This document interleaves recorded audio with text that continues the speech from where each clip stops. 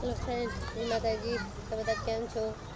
તો ફ્રેન્ડ બાલમાને બે જાય ગરમીનો એટલે બવાડ્યા ને છે હંસકાચી બે જઈ ડબરું લઈને તાપનો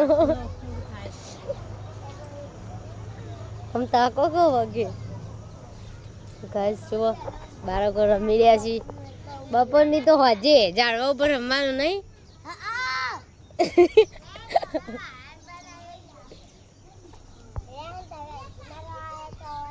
હું બનાવી તમે બનાવી વાહન બનાવી માટીના